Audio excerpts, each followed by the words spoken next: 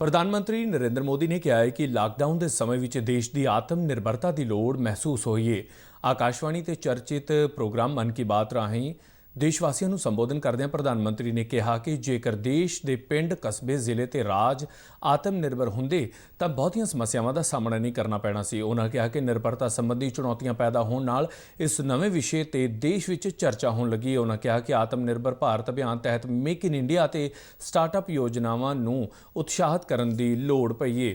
ਮੋਦੀ ਨੇ ਕਿਹਾ ਕਿ ਇਸ ਅਭਿਆਨ ਰਾਹੀਂ ਹੀ ਦੇਸ਼ ਦੀਆਂ ਲੋੜਾਂ ਦੇ ਹੋਰ ਵਿਕਲਪ ਖੋਜੇ ਜਾ ਸਕਦੇ ਨੇ। ਪ੍ਰਧਾਨ ਮੰਤਰੀ ਨੇ ਕਿਹਾ ਕਿ ਆਤਮ ਨਿਰਭਰ ਭਾਰਤ ਅਭਿਆਨ ਦੇਸ਼ ਨੂੰ ਨਵੀਆਂ ਬੁਲੰਦੀਆਂ तक पहुंचाने की समर्था रखता है। अगर हमारे गांव आत्मनिर्भर होते, हमारे कस्बे, हमारे जिले, हमारे राज्य आत्मनिर्भर होते तो अनेक समस्याओं ने वो रूप नहीं लिया होता जिस रूप में वो आज हमारे सामने खड़ी है।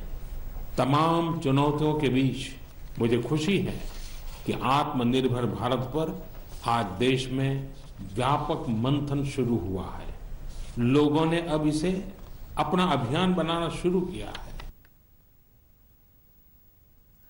ਪ੍ਰਧਾਨ ਮੰਤਰੀ ਨੇ ਲਾਕਡਾਊਨ ਦੇ ਫਾਇਦਿਆਂ ਦਾ ਜ਼ਿਕਰ ਕਰਦਿਆਂ ਕਿਹਾ ਕਿ ਭਾਰਤ ਨੇ ਦੂਜੇ ਦੇਸ਼ਾਂ ਦੇ ਮੁਕਾਬਲੇ ਨੁਕਸਾਨ ਨੂੰ ਕਾਫੀ ਹੱਦ ਤੱਕ ਘੱਟ ਕੀਤਾ ਅਤੇ ਅਜਿਹਾ ਲੋਕਾਂ ਦੀ ਸਮੂਹਿਕ ਸੰਕਲਪ ਸ਼ਕਤੀ ਨਾਲ ਹੀ ਸੰਭਵ ਹੋ ਸਕਿਆ ਹੈ। ਉਹਨਾਂ ਕਿਹਾ ਕਿ ਇਸ ਦੌਰ ਵਿੱਚ ਦੇਸ਼ਵਾਸੀਆਂ ਦੀ ਸੇਵਾ ਭਾਵਨਾ ਵੀ ਉੱਭਰ ਕੇ ਸਾਹਮਣੇ ਆਈ ਹੈ। ਇਸ ਦੌਰਾਨ ਪ੍ਰਧਾਨ ਮੰਤਰੀ ਨੇ ਪਠਾਨਕੋਟ ਦੇ ਇੱਕ ਦਿਵਿਆਂਗ ਨਾਗਰਿਕ ਰਾਜੂ ਦੇ ਯਤਨਾਂ ਦੀ ਸ਼ਲਾਘਾ ਕੀਤੀ, ਜਿਸ ਨੇ ਆਪਣੀ ਜਮ੍ਹਾਂ ਪੂੰਜੀ ਨਾਲ 3000 ਤੋਂ ਵਧੇਰੇ ਮਾਸਕ ਬਣਾ ਕੇ ਲੋਕਾਂ ਵਿੱਚ ਤਕਸੀਮ ਕੀਤੇ ਅਤੇ 1000 ਤੋਂ ਵਧੇਰੇ ਲੋਕਾਂ ਨੂੰ ਰਾਸ਼ਨ ਮੁਹੱਈਆ ਕਰਵਾਇਆ। ਮੋਦੀ ਨੇ ਕਿਹਾ ਕਿ ਵੱਡੀ ਜਨਸੰਖਿਆ ਹੋਣ ਕਾਰਨ ਦੇਸ਼ ਦੀਆਂ ਚੁਣੌਤੀਆਂ ਵੀ ਵੱਡੀਆਂ ਨੇ। ਉਹਨਾਂ ਕਿਹਾ ਕਿ ਮਹਾਮਾਰੀ ਦੌਰਾਨ ਸਮਾਜ ਦਾ ਕੋਈ ਵੀ ਅਜਿਹਾ ਤਬਕਾ ਨਹੀਂ ਹੈ ਜਿਹੜਾ ਇਸ ਤੋਂ ਪ੍ਰਭਾਵਿਤ ਨਾ ਹੋਇਆ ਹੋਵੇ, ਪਰ ਗਰੀਬ ਤੇ ਮਜ਼ਦੂਰ ਉੱਪਰ ਇਸ ਦਾ ਸਭ ਤੋਂ ਮਾੜਾ ਅਸਰ ਪਿਆ ਹੈ। ਪ੍ਰਧਾਨ ਮੰਤਰੀ ਨੇ ਬੇਰੁਜ਼ਗਾਰ ਹੋਏ ਮਜ਼ਦੂਰਾਂ ਅਤੇ ਕਾਮਿਆਂ ਲਈ ਨਵੇਂ ਮੌਕੇ ਪੈਦਾ ਕਰਨ ਤੇ ਵੀ ਜ਼ੋਰ ਦਿੱਤਾ। ਉਹਨਾਂ ਡਾਕਟਰਾਂ, ਨਰਸਾਂ, ਪੁਲਿਸ ਅਤੇ ਮੀਡੀਆ ਵੱਲੋਂ ਦਿੱਤੀਆਂ ਜਾ ਰਹੀਆਂ ਸੇਵਾਵਾਂ ਦੀ ਵੀ ਸ਼ਲਾਘਾ ਕੀਤੀ।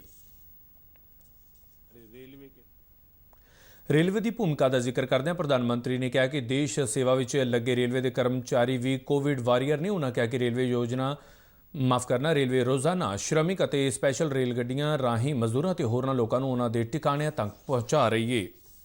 रेलवे के साथ ही दिन रात लगे हुए हैं। केंद्र हो, राज्य हो, स्थानीय स्वराज की संस्थाएं हो, हर कोई दिन रात मेहनत कर रहे हैं। जिस प्रकार रेलवे के कर्मचारी आज जुटे हुए हैं, वे भी एक प्रकार से अग्रिम पंक्ति में खड़े कोरोना वॉरियर्स ही है।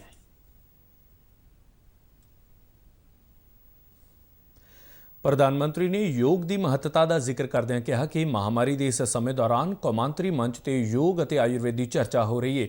ਪ੍ਰਧਾਨ ਮੰਤਰੀ ਨੇ ਦੱਸਿਆ ਕਿ ਆਯੂਸ਼ ਮੰਤਰਾਲੇ ਵੱਲੋਂ ਮਾਈ ਲਾਈਫ ਮਾਈ ਯੋਗ ਨਾਂ ਦੀ ਇੱਕ ਪ੍ਰਤੀਯੋਗਤਾ ਸ਼ੁਰੂ ਕੀਤੀ ਗਈ ਹੈ, ਜਿਸ ਵਿੱਚ ਕੋਈ ਵੀ ਵਿਅਕਤੀ ਵੀਡੀਓ ਰਾਹੀਂ ਭਾਗ ਲੈ ਸਕਦਾ ਹੈ। ਉਹਨਾਂ ਹਰੇਕ ਨਾਗਰਿਕ ਨੂੰ ਇਸ ਪ੍ਰਤੀਯੋਗਤਾ ਵਿੱਚ ਭਾਗ ਲੈਣ ਦੀ ਅਪੀਲ ਕੀਤੀ। ਪ੍ਰਧਾਨ ਮੰਤਰੀ ਨੇ ਆਯੁਸ਼ਮਾਨ ਭਾਰਤ ਯੋਜਨਾ ਦਾ ਜ਼ਿਕਰ ਕਰਦਿਆਂ ਕਿਹਾ ਕਿ ਹੁਣ ਤੱਕ ਇਸ ਯੋਜਨਾ ਦੇ ਅਧੀਨ 1 ਕਰੋੜ ਤੋਂ ਵਧੇਰੇ ਮਰੀਜ਼ਾਂ ਦਾ ਇਲਾਜ ਹੋ ਚੁੱਕਾ ਹੈ, ਜਿਸ ਨਾਲ ਇੰਨੇ ਹੀ ਪਰਿਵਾਰ ਮਾਲੀ ਤੌਰ ਤੇ ਮਜ਼ਬੂਤ ਹੋਏ ਨੇ।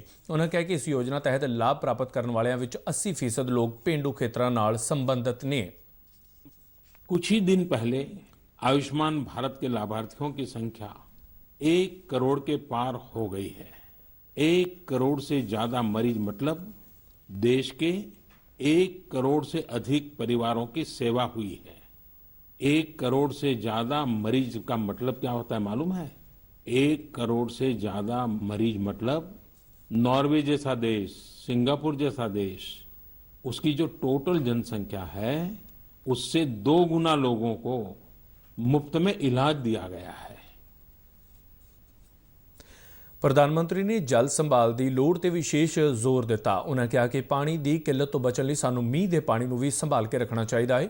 ਉਹਨਾਂ ਕਿਹਾ ਕਿ ਜਲ ਹੀ ਜੀਵਨ ਦੇ ਸਿਧਾਂਤ ਨੂੰ ਅਸਲ ਜੀਵਨ ਵਿੱਚ ਢਾਲਣਾ ਜ਼ਰੂਰੀ ਹੈ ਅਤੇ ਇਸ ਦੇ ਨਾਲ ਹੀ ਉਹਨਾਂ ਵਾਤਾਵਰਣ ਦੀ ਸੰਭਾਲ ਲਈ ਵੀ ਆਮ ਲੋਕਾਂ ਨੂੰ ਅੱਗੇ ਆਉਣ ਦਾ ਸੱਦਾ ਦਿੱਤਾ। मेरे प्यारे देशवासियों, हम बार बार सुनते हैं जल है तो जीवन है, जल है तो कल है, लेकिन जल के साथ हमारी जिम्मेवारी भी है। वर्षा का पानी, बारिश का पानी, ये हमें बचाना है। एक एक बूंद को बचाना है। गांव गांव वर्षा के पानी को हम कैसे बचाएं? परंपरागत बहुत सरल उपाय हैं।